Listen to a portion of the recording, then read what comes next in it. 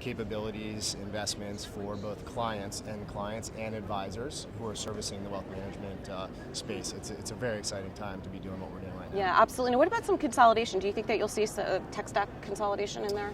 Yeah, I think we're already seeing it. I mean, there are two kinds of consolidation the way that we think about it at Dynasty Financial Partners. The first is among different companies, and I think you see that in InvestNet. They've been very acquisitive over the years, very successful with Yodlee and Folio Dynamics and some of their other MoneyGuide Pro, some of their recent investments. So one kind of acquisition or one kind of consolidation in the industry is going to be between large players in the space. You also saw that with eMoney being acquired by Fidelity a while ago. So that's one major trend. The second trend is consolidation within the RIA space. So if you look at wealth management as a segment of the market and the independent space as a part of that wealth management space, you're seeing an amazing amount of consolidation between RIAs. So that will continue. We've seen more acquisitions in 2018 than we saw in the last 6 years. Every year has been more and more and more. You see more capital coming into space, more professional management coming into the space, and we think, we're big believers, you're going to see just more consolidation. A big firm in our space for an RIA, a pure RIA, used to be $1 billion.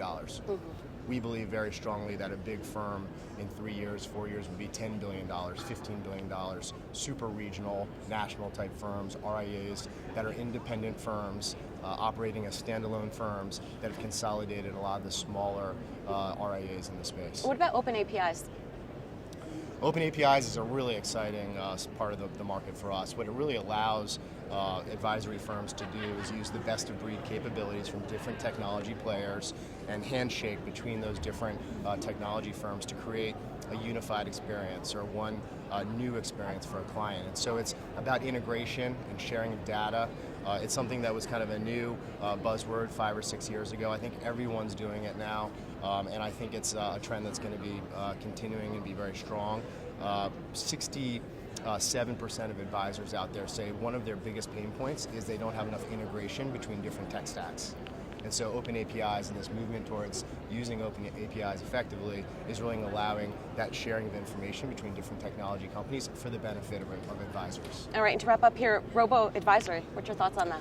Yeah, we have a slightly different take on robo-advisory. We think about it more as automating administrative tasks. So the big push on robo a few years ago that everyone was talking about was B2C, so a business servicing a consumer or customer directly. You've seen a pivot towards more of a B2B approach where we're empowering advisors or wealth management companies to automate as much of their interaction with the client as they can so that creates efficiencies for them as far as scaling, profitability, and how they drive enterprise value for themselves. We're a big believer in that continuing. I think you've seen in every industry, wealth management will be no different. I think you'll see great trends as far as more profitable companies because they're using automation and for administrative tasks that largely don't need to be done by That's an interesting perspective on it. Thank you so much, Ed, for joining us. Thank you, Jill. And thanks for joining me throughout the day on Trade Talks. I'm Jill Malandrino, Global Markets Reporter at Nasdaq.